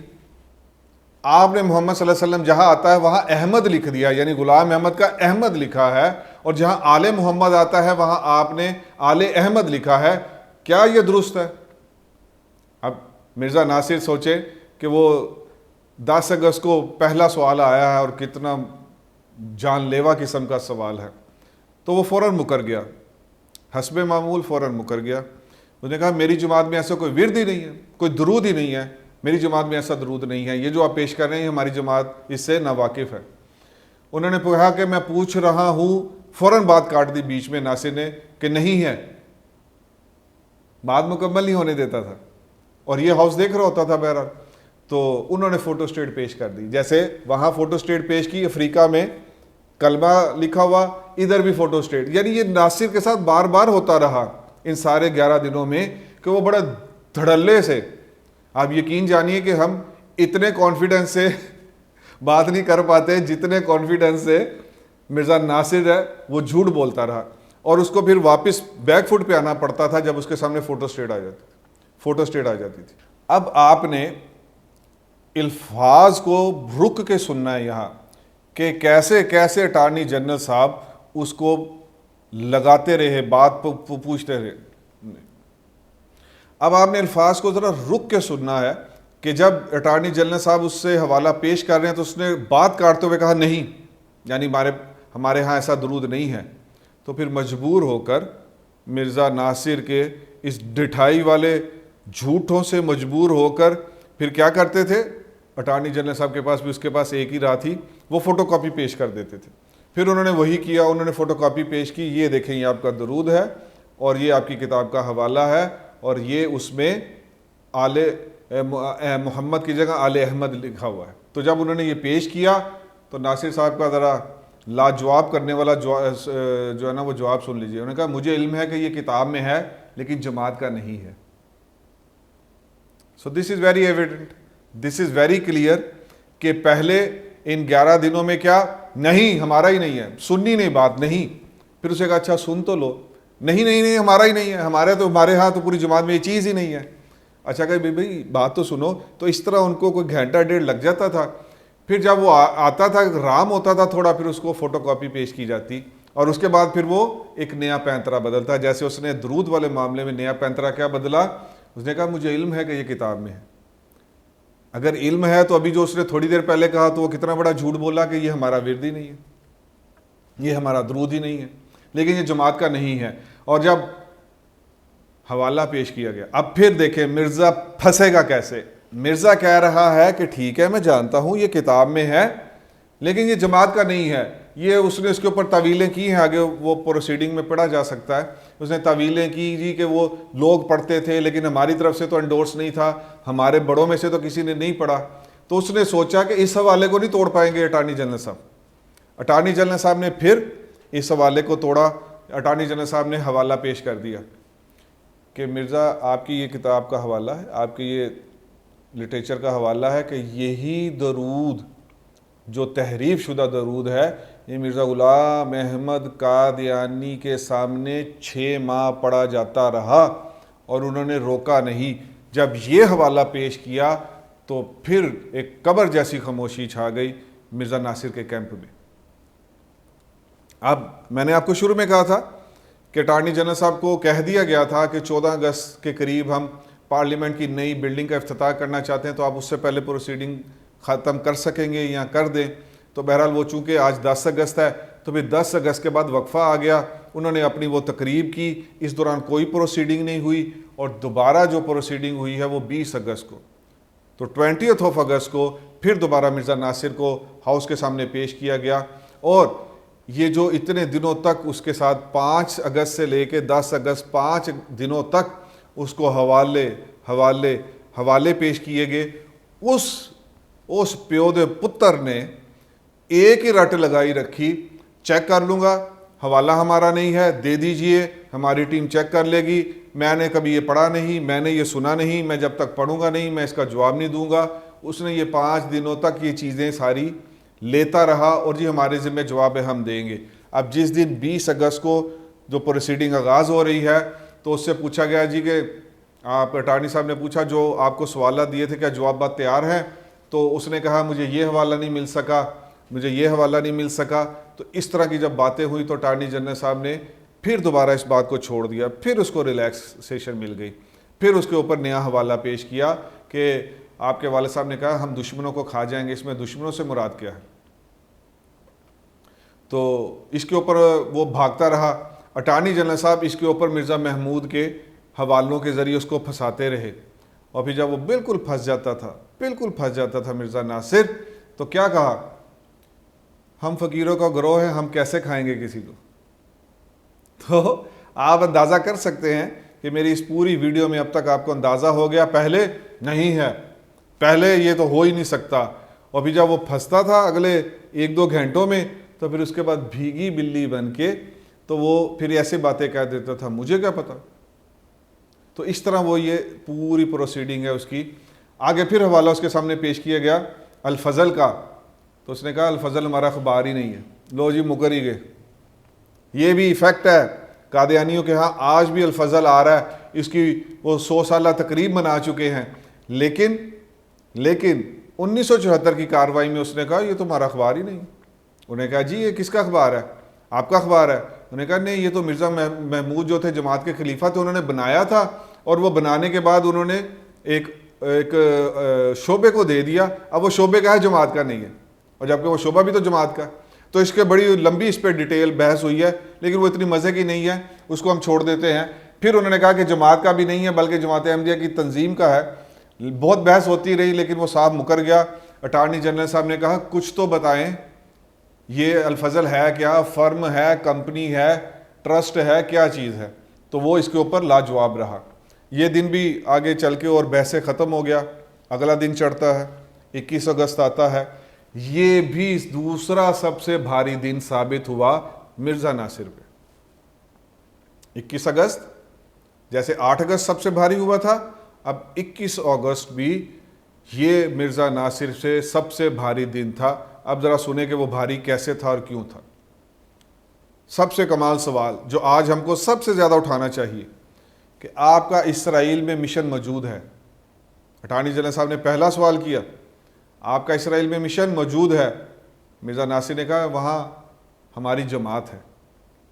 اور پھر انہوں نے کہا کہ آپ کی کتاب میں لکھا ہے وہاں مشن ہے, اور آپ نے خود لکھا ہے کہ وہاں آپ کی عبادت گاہ ہے, ایک مشن خانہ ہے, ایک لائبریری ہے, ایک سکول ہے. پھر اٹارنی جنرل صاحب نے جو ان کو سوال پیش کیا ہے وہ پھر مرزا کے لیے جو ہے نا موت ثابت ہوا. سنیں مرزا اٹارنی جنرل صاحب نے کیا کہا. اٹارنی جنرل صاحب نے کہا کہ آپ کے مشن کا ایک سربراہ وہ جب ریٹائرڈ ہوا اور وہ واپس آ رہا تھا تو وہ واپس آنے سے پہلے وزیر اعظم آف جو ہے نا اسرائیل کے وزیر اعظم سے ملا ہے. اور پھر انہوں نے کہا کہ یہی آپ کا جو سربراہ ہے یہ اسرائیل کے میئر کو بلاتا ہے, اور ان کا میئر آل دا وے جو ہے نا وہ سفر کر کے چل کے آپ کے اسکول میں آتا ہے. آپ کے اسکول کے بچے اس کو استقبال کرتے ہیں, ٹیبلو پیش کرتے ہیں, وہ آپ کے اسکول کی تقریب میں شامل رہتا ہے. تو ان دو حوالوں کو پیش کرنے کے بعد اٹارنی جنرل صاحب نے کتنی خوبصورت بات کی ہے. اٹارنی جنرل صاحب نے اس باتوں کو بیان کرنے کے بعد کہ میئر آپ کے اسکول میں آتا ہے اور وزیر اعظم, ایک اسرائیل ملک ہے اس کا وزیر اعظم, اس سے ایک قادیانی جیسی جماعت کا ایک سربراہ وہ ریٹائرڈ ہو رہا ہے اور پاکستان واپس آ رہا ہے, اور واپس آنے سے پہلے وزیر اعظم کے پاس جا کے ملتا ہے, اور وزیر اعظم اس کو وقت بھی دیتا ہے اور اس سے ملاقات بھی کرتا ہے. تو اٹارنی جنرل صاحب نے پھر اس کو کیسے پھنسایا کہ مرزا ناصر اس پہ لاجواب ہو گیا. اٹارنی جنرل صاحب نے کہا کہ میئر مل رہا آپ سے, وزیر اعظم مل رہا آپ کے بندوں سے, تو اب پاکستانی قوم اس سے کیا سمجھے. تو اس پہ ناصر نے اپنی طرف سے نکلنے کی کوشش کی. ناصر نے کہا وہاں اور بھی تو مسلمان رہتے ہیں. تو اٹارنی جنرل صاحب نے کہا مگر ان کے اسرائیل کے ساتھ تعلقات ٹھیک نہیں ہیں اور وہ آزادی کی جنگ لڑ رہے ہیں, اور آپ کے نمائندے صدر, وزیر اعظم اور میئر سے مل رہے ہیں. اسرائیل کا, اٹارنی صاحب نے کہا اسرائیل کا آپ پر یہ عنایات اور مسلمانوں پہ یہ ظلم ایسا کیوں. تو ناصر صاحب نے کہا جی کہ ہمارے ان سے تعلقات بہت اچھے ہیں. تو اب یہ تو آج کی بھی پاکستان کی جو سٹیک ہولڈرز ہیں جیسے آرمی ہے, جیسے بیوروکریسی, اس کو یہ سوچنا چاہیے کہ اگر ان کے یہ 56 کا حوالہ دیا تھا وہ جو میئر اسکول میں گیا, تو 56 میں ان کے حالات اتنے جو اسٹرانگ بانڈنگ تھی اسلام کے دشمن نمبر اول کی قادیانیوں کے ساتھ, تو آج 2024 میں ان کی بانڈنگ کیسی ہوگی اور یہ ان کے لیے کیا کچھ کام کرتے ہوں گے, یہ سوچنا ہمارے سٹیک ہولڈرز کا کام ہے. 21 اگست کا دن بھاری کیوں ہوا؟ مرزے کا وہ حوالہ پیش کر دیا گیا کہ مرزے نے کہا کہ انگریز سے جہاد حرام ہے. اس پہ پھر ناصر پھنس گیا.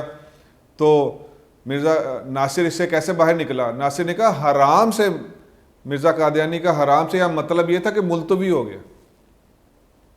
ہم دسو حرام دا مطلب ملتوی کتنے ہوتا ہے, کون سی ڈکشنری میں؟ تو اٹارنی صاحب نے کہا کہ مختلف حوالے پیش کیے جس سے انہوں نے ثابت کیا کہ حرام سے مراد یہی ہے کہ اب جہاد جو ہے وہ ہو نہیں سکتا. تو ناصر نے پھر اس کا ایک اور تعویل کر دی کہ یہاں وہ لکھنا چاہ رہے ہیں مرزا قادیانی موقوف ہو گیا. اس کا بھی اٹارنی صاحب نے کہا کبھی آپ کہتے ہیں ملتوی ہو گیا, کبھی آپ کہتے ہیں موقوف ہو گیا, کبھی کہتے ہیں بند ہو گیا. ان سب کا معنی ملتوی کیسے ہو گیا, حرام کا معنی ملتوی کیسے ہو گیا. تو ناصر نے کہا کہ مسیح کی آمد سے, یعنی مرزا قادیانی مسیح مانتے ہیں وہ, تو مسیح کی آمد سے موقوف ہو گیا. اٹارنی صاحب نے پوچھا اچھا ان کی وفات کے بعد, جب وہ آئے تھے موقوف تھا, اب وہ وفات پا چکے ہیں, اب اس کے بعد؟ تو ناصر نے کہا فوراً ہی شروع ہوگا. اور اس کے بعد پھر وہ آئیں بائیں کرنے لگا تو اٹارنی صاحب نے اس کے اوپر سوال بدل دیا. 21 اگست کی یہ پروسیڈنگ یہاں ختم ہوتی ہے. اب ہم چلتے ہیں نیکسٹ ڈے پہ, 22 اگست کا دن ہے. ادھر پھر جہاد کی بحث سے ہی اٹارنی صاحب جہاں پچھلے دن چھوڑا تھا وہیں سے بحث شروع کرتے ہیں. اس کے بعد آگے انگریز کی حمایت کے اوپر جو اس نے چیزیں لکھی وہ سارے حوالے پیش کیے گئے, اور اس کو میں یہی چھوڑتا ہوں کیونکہ ان حوالوں میں کوئی خاص مزہ نہیں تھا. اس دن جو مرزا قادیانی نے لکھا کہ میں انگریزوں کا خود کاشتہ پودا ہوں, اس کے اوپر اٹارنی صاحب نے مرزا ناصر کو ایسے زج کیا کہ وہ بہت تنگ ہوا. اور 22 اگست کی بھی پروسیڈنگ میں ہمیں کوئی اتنی مزے کی چیزیں نہیں ملتی. وہ حوالے ہیں, اس کی کفری عقائد, اس پہ بحث ہے, وہ ایک انٹرسٹ ہے, وہ جن کو چاہے, وہ عوامی چیزیں تو نہیں ہیں. تو اس لیے ہم آگے چلتے ہیں. 23 اگست والے دن اٹارنی صاحب نے ایک بڑی خوبصورت بات کی کہ جو ریکارڈ کا سب سے بہترین حصہ ہے. انہوں نے جناب چیئرمین صاحب کو کہا کہ جناب چیئرمین, میں سوال 20 مرتبہ کرتا ہوں, ایک ہی سوال کو 20 مرتبہ کرتا ہوں, لیکن گواہ اس کا جواب نہیں دیتا. تو چیئرمین صاحب کہتے ہیں آپ آگے چلیے, یہ بات ریکارڈ کا حصہ بن چکی ہے, یہ بات ریکارڈ پر آ چکی ہے. اب سب سے مزیدار ٹاپک آ گیا 23 اگست والے دن کہ مرزے نو کیڑی کیڑی زباناں چ وہی ہوندی سی. اٹارنی جنرل صاحب یحییٰ بختیار صاحب نے پوچھا کہ مرزے کو کن کن وہی زبانوں میں وہی ہوتی تھی. اس کا جواب کیا دے رہا ناصر؟ عربی, اردو, انگلش, پنجابی. اور اس بارے میں جو بہت مزیدار بحث چلی ہے, میں اس بحث کو لے کے نہیں آیا, لیکن بہت مزیدار بحث چلی ہے کہ ہاؤس بھی ہنستا رہا اور آپ جو پڑھیں گے وہ بھی ہنس کے لوٹ پوٹ ہو جائیں گے. اس کے بارے میں جب بھی کوئی وہ سوال ہوتا تو مرزا ناصر سے اس کو ٹالتا رہا, اس کے اوپر کوئی بھی وہ ذرا آگے لے کے چل نہیں پایا. پھر چیئرمین صاحب نے اس کے بعد 23 اگست والے دن یہ بات کہی کہ گزشتہ 2 ہفتوں کے درمیان متعدد سوالات کیے, آپ نے جو جوابات دیے ہیں اگر آپ ان میں کوئی اضافہ کرنا چاہتے ہیں تو کر لیں. یعنی اب یہ پروسیڈنگ وہ جو 11 دن 42 گھنٹے ہے, اب یہ اپنے اختتام کی طرف جب آ گیا تو اتمام حجت کے لیے چیئرمین صاحب نے مرزا ناصر سے کہا آپ نے ان تمام دنوں میں جو بھی جوابات دیے ہیں اگر آپ ان کو ری تھنک کرنا چاہتے ہیں, ری فریز کرنا چاہتے ہیں, اس میں سے کسی بات سے رجوع کرنا چاہتے ہیں, کوئی نئی بات پیش کرنا چاہتے ہیں, کوئی اضافہ کرنا چاہتے ہیں, آپ کو کھلی چھوٹ ہے, آپ ابھی ہمیں بتا دیں. تو ناصر کا ذرا جواب سنیں, وہ جو مسکت جواب لکھا ہے نا وہ مائنڈ روسٹر میر نے, وہ ذرا 3000 پیجز کو پڑھے تو وہ کیا جواب دیا انہوں نے ناصر صاحب نے. انہوں نے کہا جی کہ 11 دن مجھ پر جرا ہوئی, تھک گیا ہوں, اور بھی کام کرنے ہوتے ہیں, عبادت کرنی ہوتی ہے, دعائیں, ہمارا دل چیر کے دیکھ لیں, ہم تو اسلام کے خادم ہیں. یہ وہی بات ہے کہ جو قادیانی پیش کرتے ہیں کہ محضر نامہ محضر نامہ محضر نامہ کیوں نہیں پڑھتے. تو بھائی محضر نامہ پڑھنے کیوں نہیں پڑھتے, اس کی میں آپ سب قادیانیوں کو ایک لاجیکل دلیل دے رہا ہوں. ہمیں آپ کے محضر نامے سے کیا لینا؟ وہ تو آپ نے اپنی طرف سے اپنی چیزیں لکھ دی ہیں, اپنے عقائد لکھ دی ہیں, وہ سب جھوٹ ہے, اس کو ٹیسٹیفائی تو کرنا ہے وہ تو آپ کی کتابوں سے کرنا پڑے گا. یہ بالکل ایسے ہی مثال ہے. آپ جو پورا زور دیتے آ رہے ہیں 50 سالوں میں کہ محضر نامہ جو ہم نے لکھا تھا اس کے اوپر بات کیوں نہیں ہوئی, تو یہ بالکل ایسے ہی ہے کہ جیسے یاد ہوگا کلبھوشن یادو پکڑا گیا جو ایک انڈیا کا سب سے بڑا جاسوس تھا. تو اب جب کلبھوشن یادو کو پکڑا گیا ہے تو اس کا پاکستان کا آئی ڈی کارڈ بنا ہوا ہے صابر حسین کے نام سے, اور وہ ایک پاکستان کا معزز شہری بنتا ہے اس آئی ڈی کارڈ کی وجہ سے, اور وہ ٹریڈ کا بزنس کرتا ہے ایران اور پاکستان کے درمیان. اب اگر اس کو عدالت میں پیش کیا جائے اور وہ بضد ہو میرا آئی ڈی کارڈ دیکھو, میرے آئی ڈی کارڈ پہ بحث کرو, میرے آئی ڈی کارڈ پہ بحث کرو, تو اسی طرح آپ کی بحث ہے, آپ کا یہ ضد ہے کہ میرے محضر نامے پہ بحث کرو. بھائی ہم تو اس پہ بحث کریں گے کہ تم جاسوس ہو, تم دھوکے باز ہو, تم ایک ہڈن ایجنڈے پہ ہو. وہ چیزیں ثابت ہو گئی تو پھر اس آئی ڈی کارڈ کا کوئی ضرورت ہی نہیں ہے اس کو ڈسکس کرنے کی. تو اسی طرح آپ کے محضر نامے کو ڈسکس کرنے کی ضرورت نہیں, کیونکہ آپ کے سامنے آ گیا 11 دنوں میں اور 42 گھنٹوں میں وہ سارے کفریہ عقائد ہیں اس میں وہ مرزا ناصر ایک کے اوپر بھی گفتگو نہیں کر سکا اور اس کا جواب نہیں دے سکا. یہ وجوہات تھی. اور جب آخری یہ ایک تڑکا لگایا مرزا ناصر نے کہ ہمارا دل چیر کے دیکھ لیں, ہم تو اسلام کے خادم ہیں جی, تو اٹارنی جنرل صاحب نے بھی اس آخری وار کو ترکی بہ ترکی جواب دیا اور انہوں نے اس کو چھوڑا نہیں. بڑی کمال لائن ہے ان کی اٹارنی جنرل صاحب کی. انہوں نے کیا کہا؟ انہوں نے کہا اسلام سے ان کی مراد احمدیت ہی ہے, لیکن اس سے پھر سوالات کا سلسلہ نکل پڑے گا, اس لیے چھوڑے. تو اس کا جواب ضرور دیا اور بہت کمال جواب دیا اٹارنی صاحب نے. مرزا ناصر نے بھی کہا میں بھی آپ سب حضرات کا شکریہ ادا کرنا چاہتا ہوں, آپ ہم پر بہت مہربان رہے.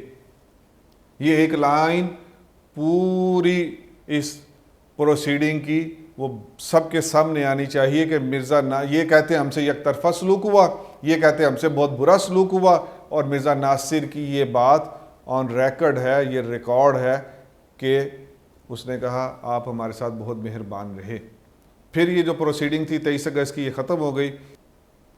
5 ستمبر کو بھی یہ بھرپور بریفنگ دی اٹارنی جنرل صاحب نے. اس کے بعد 6 ستمبر کو پھر وہیں سے شروع کیا جہاں سے بریفنگ چھوڑی تھی, اور 6 ستمبر کو اٹارنی صاحب نے وہ دوبارہ وہیں سے بات شروع کی کہ ہم نے مرزے کے حالات زندگی بھی سامنے لائے, اور پھر بہت تفصیل سے انہوں نے مرزے کے حوالوں کو پورے ہاؤس کے سامنے رکھا. اب آپ سمجھ رہے ہیں کہ وہ جو سارے حوالے اور جو سارے بڑے بڑے عنوانات اور عقائد جو ناصر سے ڈسکس ہوتے رہے, اس کا ایک ریویژن 6 ستمبر کو اٹارنی جنرل صاحب نے پھر پورے ہاؤس کے سامنے رکھا کہ تاکہ ان کو ریکال ہو جائے اور یہ اپنا فیصلہ کرنے میں آسانی ان کے لیے ہو. اور وہ انہوں نے پھر ان کو بتایا کہ میں جیسے جیسے یہ حوالے ناصر کے سامنے رکھتا گیا اور وہ پھنستا گیا, اور نتیجہ بھی بتاتے رہے ایوان کو کہ وہ یہ ماننے پہ مجبور ہوا کہ لہٰذا یہ ان کا فلاں عقیدہ باطل ثابت ہوا. اس طرح کی گفتگو کر کے اٹارنی جنرل صاحب نے 6 ستمبر کو بھی اپنی بریفنگ کو جاری رکھا, اور اپنے دلائل مکمل کرنے کے بعد اٹارنی جنرل صاحب نے پورے ہاؤس میں سے 2 لوگوں کے نام لے کر کہا کہ میں ان کا خصوصی طور پر شکریہ ادا کرتا ہوں. اس میں سے ایک نام تھا مولانا ظفر احمد انصاری صاحب کا, اور دوسرا نام انہوں نے لیا جناب عزیز احمد بھٹی صاحب کا. ان کا خصوصی شکریہ ادا کیا, اور چیئرمین صاحب نے بھی کمال بات کہہ کر ان کی اٹارنی جنرل صاحب کو خراج تحسین پیش کیا. چیئرمین صاحب نے کہا یہ بات ریکارڈ پر ہے کہ آپ نے کس قدر محنت اور کاوش ان مہینوں میں کی. یا بختیار صاحب کے بارے میں چیئرمین آف دی ہاؤس نے کہا کہ یہ بات ریکارڈ پر ہے کہ آپ نے کس قدر محنت اور کاوش ان مہینوں میں کی ہے. اور اب ہم آپ کو اس پوری ویڈیو کی سب سے اہم ترین بات بتانے لگے ہیں. وہ اس پوری ویڈیو کی سب سے اہم ترین بات یہ ہے کہ قادیانی 50 سالوں سے یہ دہائی دے رہے ہیں. ہمیں اسمبلی میں بلایا گیا 1974 میں, اور ہمارے ساتھ یک طرفہ فیصلہ ہوا, ہمارے ساتھ ناانصافی ہوئی, ہمارے ساتھ انہوں نے اچھا سلوک نہیں کیا, لیکن ہمارا محضر نامہ انہوں نے وہاں پر جو ہے اس کے اوپر گفتگو نہیں کی. لیکن ان کے محضر نامے میں ہی جو آخری چیز تھی وہ ایک دعا تھی. ظاہری بات ہے مرزا ناصر نے یہ دعا لکھی ہوگی تو ان کے خلیفہ نے یہ دعا مانگی. وہ دعا سن لیجئے کہ اللہ تعالیٰ اپنی جناب سے معزز ارکان اسمبلی کو ایسا نور فراست عطا فرمائے کہ وہ حق و صداقت پر مبنی ان فیصلوں تک پہنچ جائیں جو قرآن و سنت کے عین مطابق ہو. لو جی قادیانیوں سامبون, یہ آپ کے محضر نامے میں آپ نے دعا مانگی اور اللہ نے 11 دنوں کے اندر آپ کو آپ کی دعا قبول کر لی. اب آپ ہم سے کیوں ناراض ہوتے ہیں اور ہم پہ کیوں الزام لگاتے ہیں کہ یہ یک طرفہ فیصلہ ہے اور یہ انسانی حقوق کی خلاف ورزی ہے. تو یہ وہ دعا محضر نامے کی تھی جو قبول ہو گئی, اور قادیانیوں کو پھر 7 ستمبر کو 4:35 پر غیر مسلم اقلیت ڈکلیئر کر دیا گیا, اور بھٹو صاحب نے اس کے اوپر دستخط کیے, اور بھٹو صاحب نے اس کے بعد ایوان میں 27 منٹ کی تقریر بھی کی ہے. اب الحمدللہ ہمارا آج کا یہ موضوع پورا ہوا. آخری 2-3 اہم باتیں میں پیش کر دوں کہ اسی وقت یہ فیصلہ ہو گیا تھا کہ 30 سال تک 30 سال سے بھی پہلے ہم اس پروسیڈنگ کو اوپن نہیں کریں گے. تو ابھی یہ چند سال پہلے فہمیدہ مرزا صاحبہ نے اس کو اوپن کرنے کا احکام جاری کیا, اس کے بعد یہ پبلش ہوئی اور یہ لائبریریوں کی زینت بنی. اب آپ آخر میں سب سے اہم ترین بات بھی سنتے جائیں کہ قادیانیوں کو جو ایک بیانیہ جاری کروایا گیا قادیانی عوام میں کہ یہ پروسیڈنگ انہوں نے چھپائی ہے، اگر یہ پروسیڈنگ کبھی باہر آ جاتی تو آدھا ملک قادیانی ہو جاتا. تو اس پہ بھی 2-3 باتیں سن لیجئے.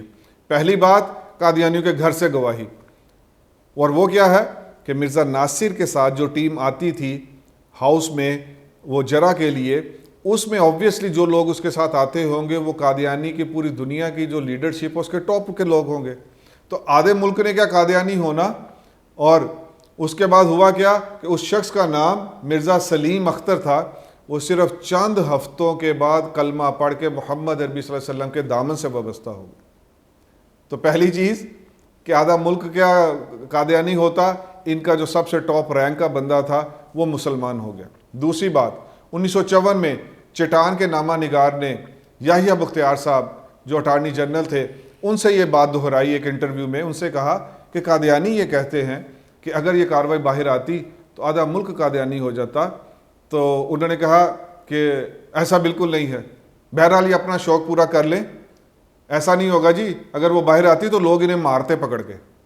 تو یہ وجہ تھی کہ جو فیصلہ کیا گیا.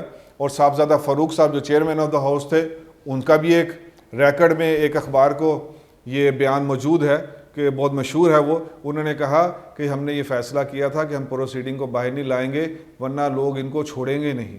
ان کے جو کفری عقائد باہر آتے تو لوگ ان کو چھوڑیں گے نہیں اور نقص امن کا معاملہ پیدا ہو جاتا. اس لیے ہم نے سوچا کہ اس پروسیڈنگ کو کچھ عرصے کے لیے باہر نہ لایا جائے. میں اللہ تعالیٰ سے امید کرتا ہوں کہ ہماری ایک بڑی ادنا سی کاوش، اور اس کا مقصد یہی تھا کہ قادیانی ہوش کے ناخن لیں. اور آخری پیغام وہ ختم نوت کی تنظیموں کے لیے ہے اور ہم مسلمانوں کے لیے ہے کہ بھئی ہماری محنت میں کیا لوپ ہولز ہیں، ہماری محنت کو کس رخوں پہ آنا چاہیے. ہماری محنت میں جو ایک 50 سال ہو گئے ہیں ان کو کافر قرار دیے، اور ان کی ہسٹری تو 100 سال سے بھی زیادہ ہے. چلے 50 سال ہو گئے ہیں، کوئی ایک جماعت لابنگ نہیں بنا سکی، جبکہ قادیانیوں کا سب سے اسٹرانگسٹ جو ڈپارٹمنٹ ہے وہ لابنگ ہے. وہ ہر وقت نان سٹاپ کام کرتی ہے. ہم نے جب لابنگ کو چھوڑ دیا، ہم نے جب اس رخ پہ کام نہیں کیا، اب ہوتا کیا ہے، کوئی ایک، یہ کتنی تکلیف دہ بات ہے، کتنا تکلیف دہ یہ پوائنٹ ہے. 22 کروڑ عوام کی ختم نبوت کے ساتھ کیا وابستگی ہے، وہ ان کے خون میں دوڑتا ہے. سانس یہ بعد میں لیں گے لیکن یہ ختم نبوت پہ کوئی سودے بازی قبول نہیں کریں گے. جب 22 کروڑ عوام کی ختم نبوت کے ساتھ ایسی وابستگی ہے، پھر ایک جسٹس کیوں اٹھ کے ایک قلم کو جنبش دیتا ہے، ہلاتا ہے، اور وہ ان 22 کروڑ لوگوں کی اس وابستگی کو کچھ سمجھتا نہیں ہے اور قادیانیوں کے حق میں فیصلہ دے دیتا. پھر کیوں ہر 6 ماہ بعد، ہر سال کے بعد ہمارے نصاب میں کون وہ بیٹھا ہے اندر کہ جو قادیانیوں کے حق میں کو بات لکھ دیتا ہے، اور ہم ختم نبوت والوں کو پتہ تب چلتا ہے جب وہ چھپ کے مارکیٹ میں آ جاتی ہے. ان سوالوں کا جواب، میں آخری بات اسی پہ ختم کرتا ہوں، ان سوالوں کا جواب ہم نے لینا چھوڑ دیا ہے، اس پہ سوچنا چھوڑ دیا ہے. ہماری محنت جب تک اس ٹریک پہ نہیں آئے گی، اگلے جو حالات ہیں وہ بڑے خوفناک ہونے والے ہیں. اللہ پاک جو کہا سنا ہے اس پر ہم سب کو عمل کرنے کی توفیق عطا فرمائے، اور عقیدہ خصب نبوت جو ہماری رگے جاں ہے اس کے لیے اللہ پاک ہمیں صحیح تیاری کرنے کی توفیق عطا فرمائے. سبحان اللہ و بحمدہ، سبحانک اللہم و بحمدک، اشہد ان لا الہ الا انت، استغفرک و اتوب الیک. آمین یا رب العالمین.